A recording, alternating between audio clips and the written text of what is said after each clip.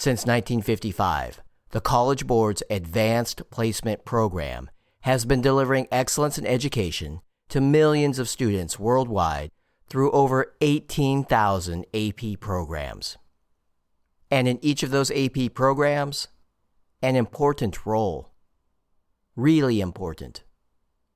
And it's there we find the AP coordinator.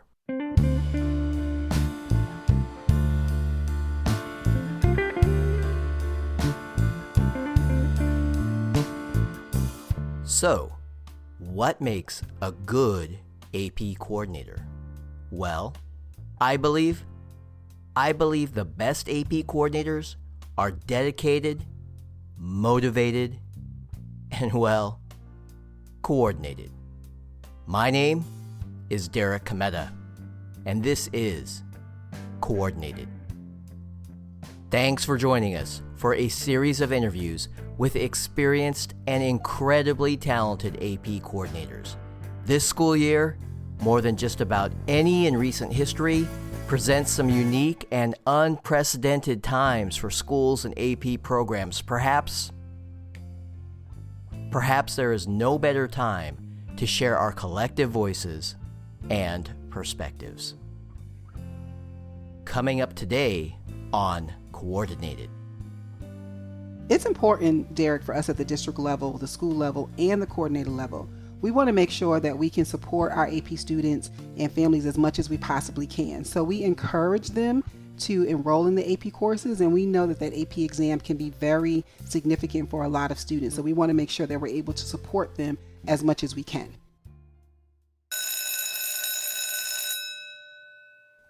Period 1. Dedicated. It's nearly Election Day, and we're visiting the nation's capital, Washington, D.C.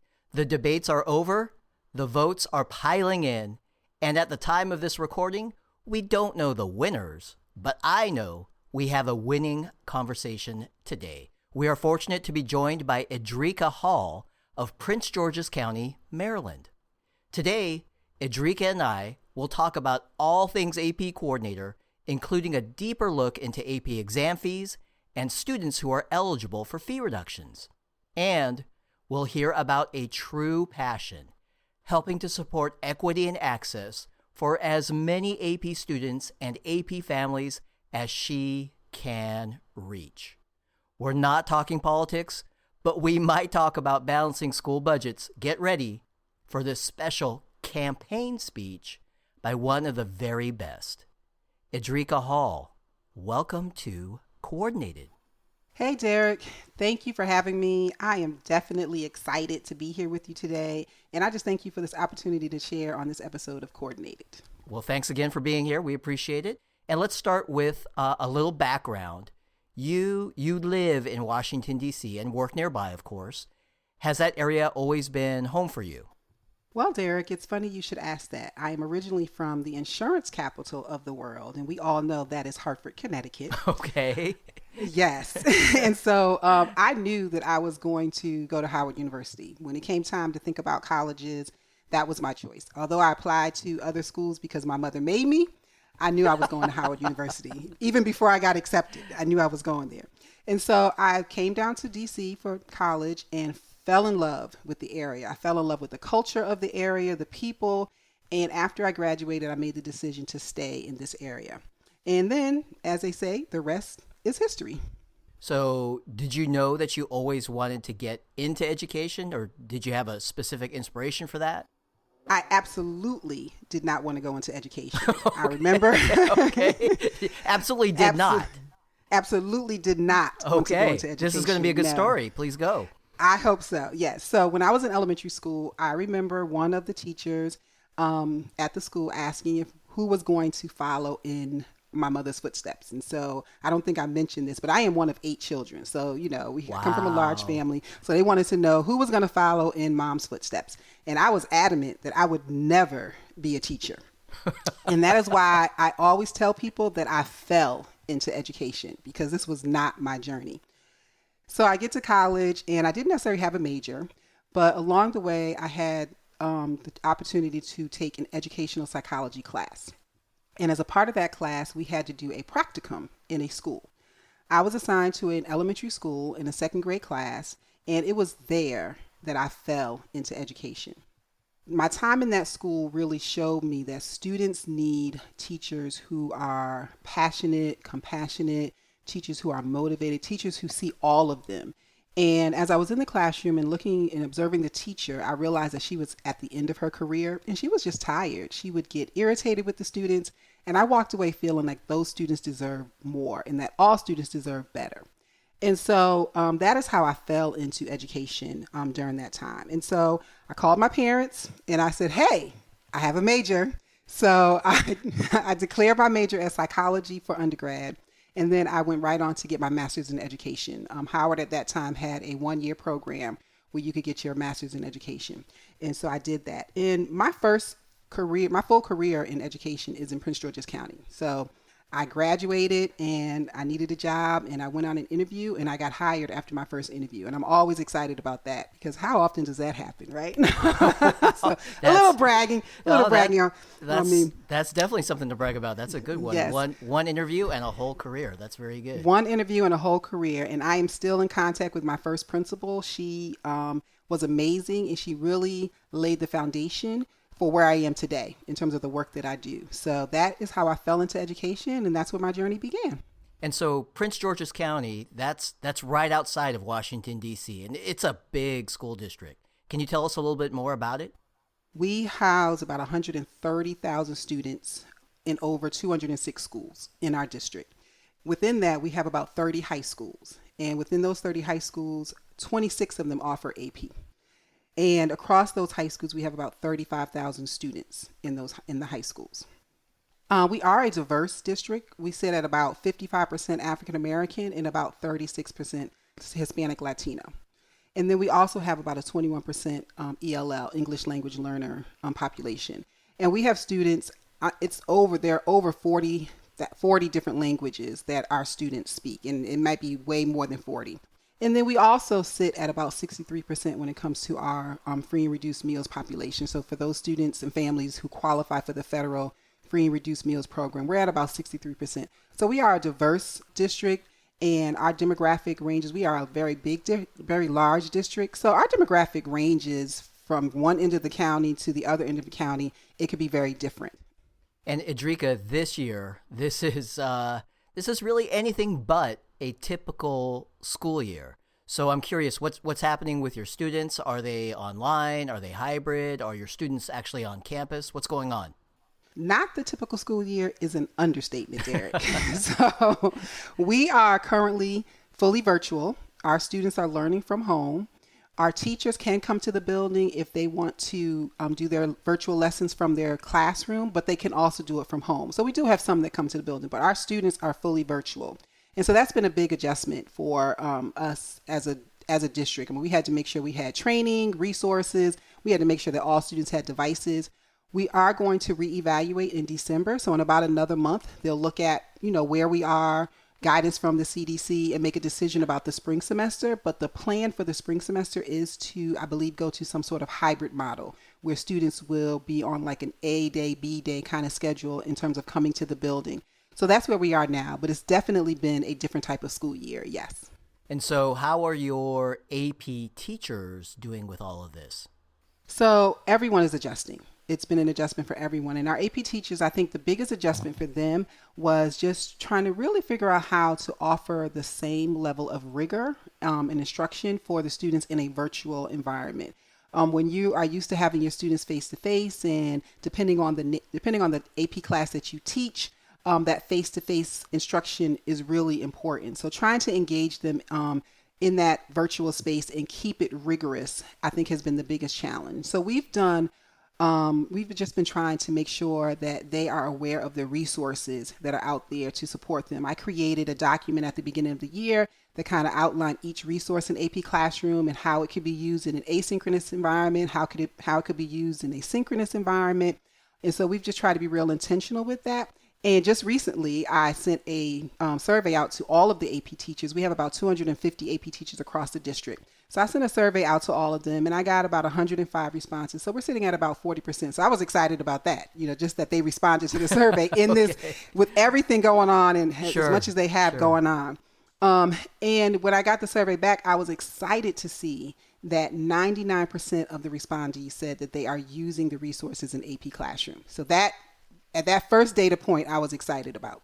And then I went on to look further and discovered that the two most valuable resources that they identify were the AP Daily Videos, which is a new resource this year. So I was excited to see that they were using those and they found those valuable. And then the question bank, which I wasn't really surprised about that because I know the AP teachers like to use those questions to gauge student understanding. So those were the two most valuable resources. But I was just excited to find that they are indeed using those resources to support students' instruction. 99% is a pretty good number. I think most folks at the College Board would be pretty happy to hear that. So thanks for sharing that. I hope so. Yeah, thanks for sharing that.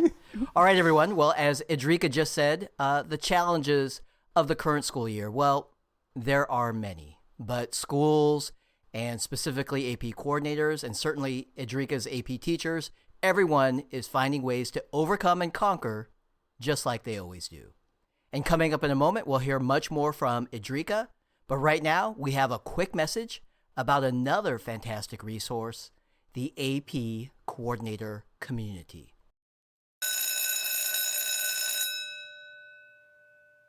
Hello, fellow AP coordinators. I'm Carrie Larison. And I'm Carrie Franz. We moderate the AP Coordinator Community, a free online platform connecting over 6,000 AP coordinators from around the world. On the community, AP coordinators ask questions, share information and resources, and professionally connect. We coordinators, we control how little or how much we use the community. We can receive updates daily, weekly, or as they happen. Or we can see what's being shared each time we sign in. On the community, the discussion board is the hub of communication. It is here that coordinators pose questions, share best practices, and gain valuable information to best support our AP programs. Finally, the community is a spot to share and download successfully used resources by our fellow coordinators. Why reinvent the wheel when these valuable tools are right at our fingertips? So how do we access this community? It's simple. Go to apcommunity.collegeboard.org to get started and request your free membership. Again, that's apcommunity.collegeboard.org. This year more than ever, we think it's important to be part of the AP coordinator community, and together we'll figure out how to best support AP programs at our schools. Thanks, everyone. We look forward to coordinating with you. Period 2. Motivated. All right, we're back, Edrika. Thanks for sharing a little bit about your district overall. But now I'm curious, how about some additional information about the AP program in your district? Yeah, sure, Derek. So I think I may have mentioned this earlier, but I'll circle back to it. We have about 26 schools in our district that offer AP, and they range anywhere from offering 3 classes to 30 classes. So we have some very small programs in our district, but then we have some very large programs in our district. And the approximate number of students that we have, we've averaged between 5,500 to maybe about 6,000 students each year taking AP courses. And then that amounts to about 4,500 to 5,000 exams each year. So that's kind of where our averages have been. We've been higher than that and we've been a little lower than that, but that's kind of been our averages each year. We really try to embrace and encourage the access and opportunity for students to take AP. So for years now, there's just been a focus on AP in our district. Some years ago, we had an AP 8 program where each school was required to offer at least 8 AP courses. And that's really when our AP program began to grow. And so, yes, we do have a pretty large program here in Prince George's County. Edrika, so I think I've been getting a little ahead of myself. We've been talking about your district a lot, not a single specific school. And there's a good reason for that, but I've done a pretty terrible job making that clear to everyone. So can we back up a little bit and talk about you and your actual role? Well, Derek, I was wondering when you were going to get around to that. Okay. Hey, take it easy on the host. Okay, please, Edrika, the floor is all yours. So in my district, I serve as the supervisor for advanced programs, and my office falls under curriculum and instruction. And within my office, we provide support for the advanced placement program, of course, but we also supervise the International Baccalaureate program and the AVID program. And then for me, particularly, I also provide support to schools with the college and career readiness assessments. So we don't just do AP. I do AP, IB, and AVID. And so it definitely keeps me busy in the world of advanced programs in supporting schools because along with the 26 schools that we have that offer AP, we have 12 IB programs and then we have 27 AVID schools. And so that definitely keeps us busy in that office. Okay, well, Edrika, I know you have a lot of different responsibilities there, but you know this is coordinated. So specific to AP, what is your AP coordinator background? Yes, Derek, I do have a special place for AP in my heart. So I was a Glad former to hear AP. it. Glad to hear it. Definitely. And that's because I was a former AP coordinator. So back in the early 2000s, when I transitioned out of the classroom, I became a technology coordinator at Fairmount Heights High School. And then that eventually led me into becoming the testing coordinator. And that same year that I became the testing coordinator, the AP coordinator retired. And so the principal asked me to add AP into my duties as being the testing coordinator. And so that was my first interaction with College Board, with AP, and I kind of developed a love affair back then with College Board, but it's been great. So yes, so that was the beginning of my journey with AP and with College Board. So, Edrika, this explains everything. I like it so much. You do have a district position, but at heart, you are an AP coordinator. And Yes. with that, right, and with that, it's easy to relate to your team because you've actually done the work. I have done the work, Derek, and it is hard work, but it is very rewarding. And it is especially rewarding when students advocate for themselves to take AP. And I've had that happen to me over the past few years where I've gotten emails and phone calls from students who want to take AP courses and they want to find out how can I get into AP. And so that's one of the most rewarding parts of my job. But it's also rewarding in the work that I do to support my AP coordinators in helping them to build their programs in their schools because they are the boots on the ground when it comes to AP in our district. They are in the schools working every day with the teachers and with the students to ensure that the teachers have what they need, that the students are able to access AP. So that as a district coordinator is rewarding for me to just support them and to see how their programs are growing in the schools and to see the success of the students that are in their programs in the schools. Well, that's a great segue, Edrika, because I'd like to talk to you a little bit more about some of those rewards specifically. Do you have a couple more minutes for us? Oh, absolutely. Happy to make the time. Definitely. Fantastic. Everyone, please stay tuned for some enriching conversation about AP exam fees and students who are eligible for fee reductions. And we'll ask Edrika about what she and the AP coordinators in her district are doing specifically to positively impact equity and access. Hello, AP coordinators. This is David Cheehey, college counselor and AP coordinator at Boise High School. Here's a quick thought about fee reductions as they relate to AP exams. As you probably already know, fee reduction information does not have to be included in our AP exam order. That's right. We can submit our AP exam order by November 13th, and then later on, we can go in and update AP registration and ordering. The deadline for fee reduction status updates? That's not until April 30th, 2021. So, indicating students who are eligible for fee reductions in AP registration and ordering? Well, that's pretty easy.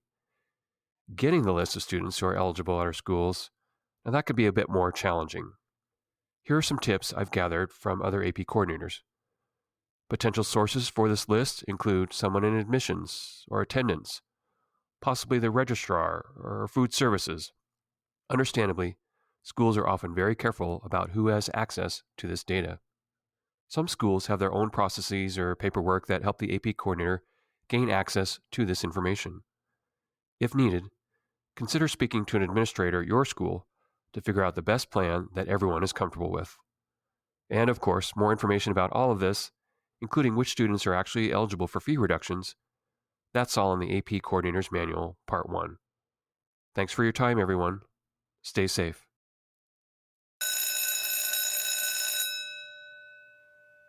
Period 3. Coordinated. All right, Edrika, I joked about this earlier, but balancing the budget, it's really no joke. No, definitely not. And I really work hard to make sure I do it correctly. Okay. Well, how about if we start by looking at the big picture? In the past, how and when a school collected AP exam fees, that was a school level decision, sometimes a district level decision. But either way, payment was not due until June after AP exams were over. That is absolutely correct, Derek. And how about this school year? It's the same. Now, this is a common misunderstanding. Payment is not due to the College Board until after May 2021 testing is complete. So, since payment is not due to the College Board until after testing is over, why do we want to spend any time talking about AP exam fees right now? Well, there's a good reason for this. We have heard that some schools do want to collect AP exam fees prior to ordering exams, and that's fine. However, as a reminder, this year, there are no $40 cancellation or unused exam fees. Absolutely correct again, Derek. And I also heard in the coordinator workshops that I hosted that many schools are just ordering AP exams for all students this year. And then they will reconcile and collect exam fees later due to the change that College Board made. And we think this is a great idea, of course, especially with some of the ongoing uncertainty with remote and hybrid and the other new educational models that are being adopted for the first time this school year. It's a challenging time out there in the world of education. It definitely is. Exactly, Derek. All right, Edrika, I need some help with this next part because as I've joked about before on prior episodes, math is not one of my stronger skills. Hey, Derek, don't worry about it. I got you covered. Wonderful. I was hoping you would say that. So the base exam fee for a full-priced domestic AP exam is $95 per exam. And that's for a student who is not eligible for any fee reductions or other subsidies. Correct. So can you explain the $9 per exam rebate and how that applies here? What does that, quote, rebate mean? So most often schools collect the $95 for each full-priced exam. However, College Board only invoices the school $86, which means that the school keeps $9 per exam. This is another common misunderstanding. So it's not really a rebate. College Board does not refund any money. The College Board invoices $86. The $9 per exam is never invoiced. In reality, the school collects it and keeps it. Okay, so let me make sure I got that. Students who are not eligible for fee reductions, schools generally charge $95 per exam.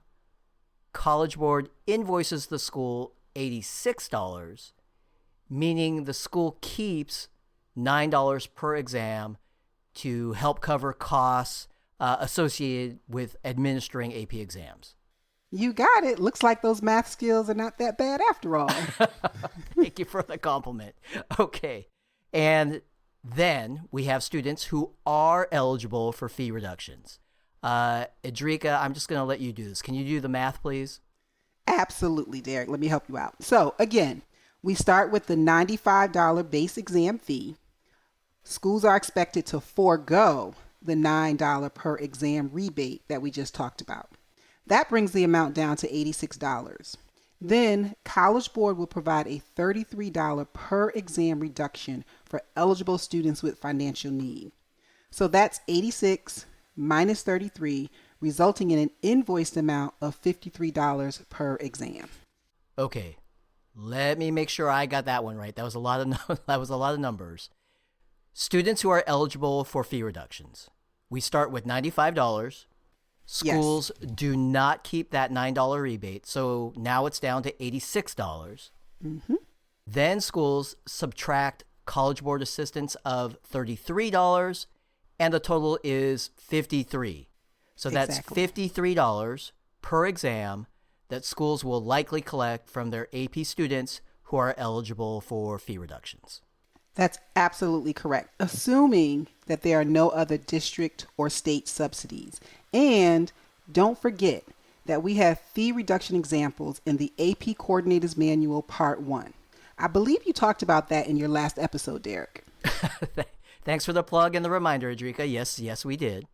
Okay, so now since you mentioned it, state subsidies. Now that's something I can confidently share some information about because there's no math involved. Information about state subsidies is updated on AP Central as it becomes available, and that's generally in the fall for most states. And the totals and invoice are automatically updated in AP Registration and Ordering for the AP coordinator to see. This is much easier than it was in the past for coordinators. In the old days, calculating the invoice was a bit more challenging, especially for me. No more comments on your math skills there, Derek. Thank you. Thank you for overlooking my weaknesses, Edrika. That's much appreciated. But hey, seriously, everyone, we'll include the link to the state subsidy page in our show notes as well. Yes, but Derek, there's a little bit more on this. Right. Let's talk about your district specifically. So, as I understand it, your district has different levels of financial support for AP students and families. And the first group is what you call, quote, farms. Yes, Derek. So our farm students are those students whose families are eligible for the federal free and reduced meals program. These students can take an unlimited number of AP exams, and there is no cost to the family for these exams. No cost? Zero? Did I hear that correctly? Yes, Derek, that is absolutely correct. That was another policy that we put in place to support families and students in taking AP exams. And so the district pays for all of these exams. If the student registers late, however, they are responsible for that $40 late exam fee, but we will still cover the initial exam fee. Another good reason to get the exam order in on time. Yes, absolutely. Okay. Well, that is really tremendous support. And how about the students who are not eligible for fee reductions?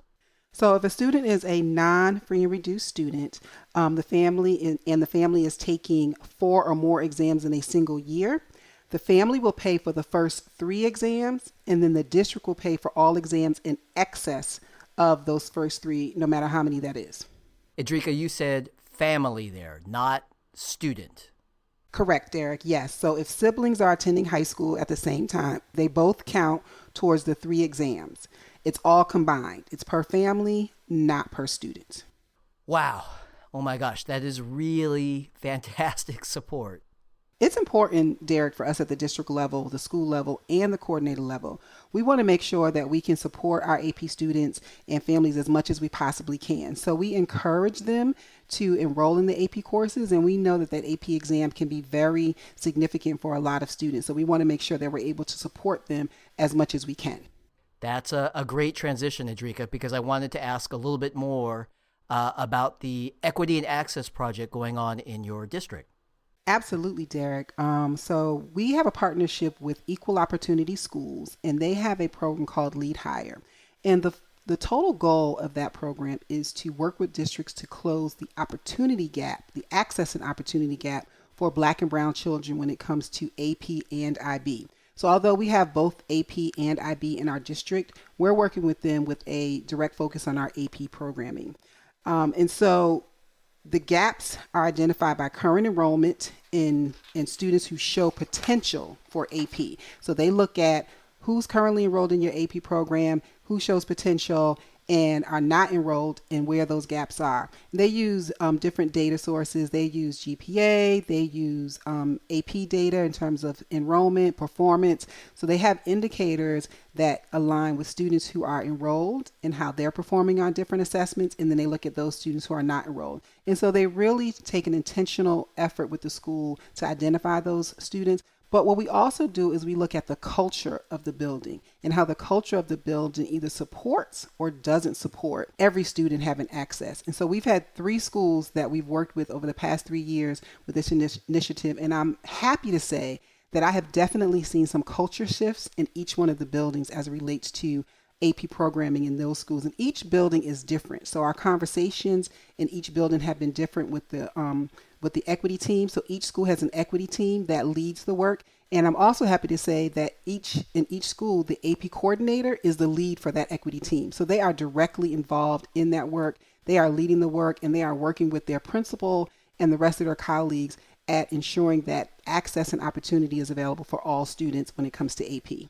Wow, that's great to hear. I was going to ask you what role do AP coordinators have in all this, but it sounds like they are a key part of what's going on. Oh, they absolutely are. Like I said earlier, they are the boots on the ground in the building. So when it comes to AP, anything that we're doing in the school that involves AP, my coordinators are my first go-to when it comes to that. Absolutely. Edrika, first of all, thank you so much for making the time to chat today. I really appreciate it. Oh, Derek, absolutely. I'm happy to be here, and I just appreciate you inviting me. And I personally thank you and all the AP coordinators in your district for all the amazing work to help support equity and access. The work you are doing, it's inspirational, it's impactful, it's just so powerful. And thank you so much. Well, Derek, let me say this again. I have some amazingly committed AP coordinators, and I love working with them. We have great conversations around the data and how to best service the students across our district. It's not easy work, but definitely rewarding when you see students who never thought AP was for them experience success. And that's what it's all about for me and my coordinators, that the students are seeing themselves in these classes and experience success. And I just want to thank you for the support that you've become to myself in Prince George's County, but also Prince George's County as a whole for our AP program. So thank you.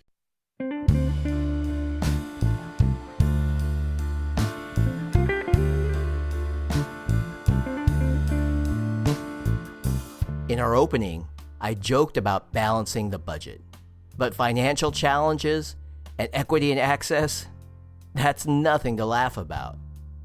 Fortunately, very fortunately, we have outstanding AP coordinators like Edrika and her team who are doing something about it, something very significant. In Prince George's County, in the past 3 years, the percentage of students eligible for a fee reduction that took AP exams, that number increased by over 7%. It's up to nearly half the total number of students taking AP exams overall. I often use the word impact when it comes to AP coordinators. It's hard to imagine an impact more meaningful than this. This is amazing work by a team of AP coordinators united in both spirit and effort.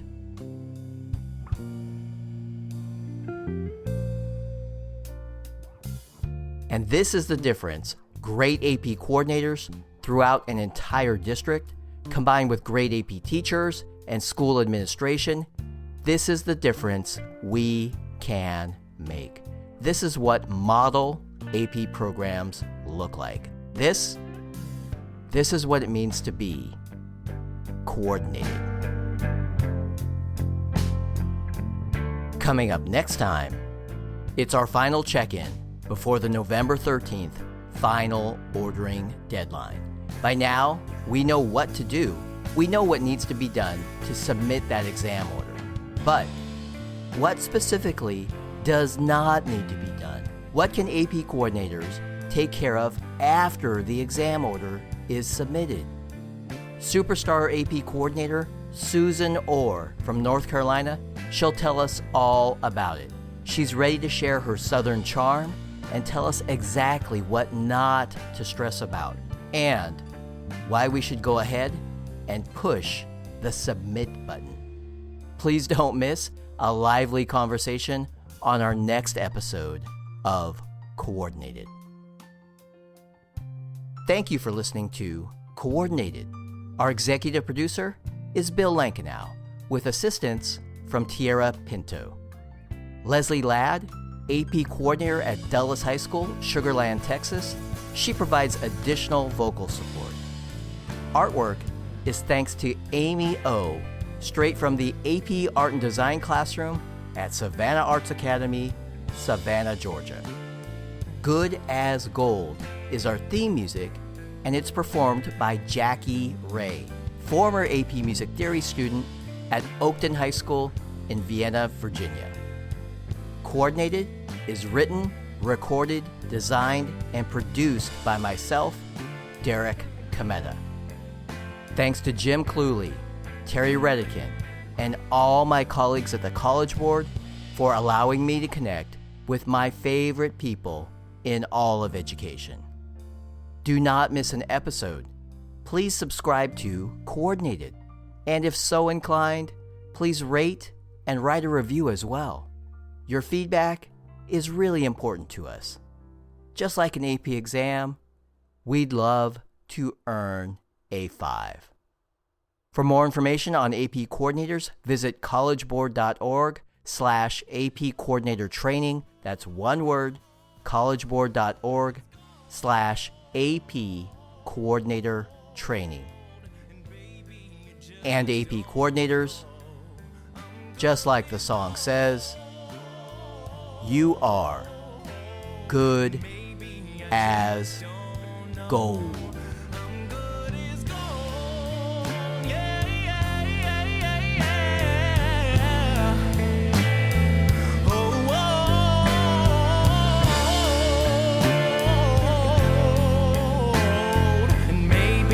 Just don't know.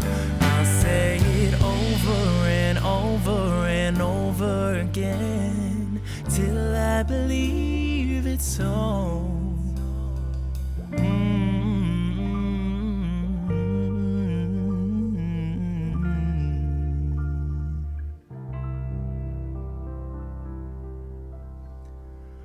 I'm good as gold.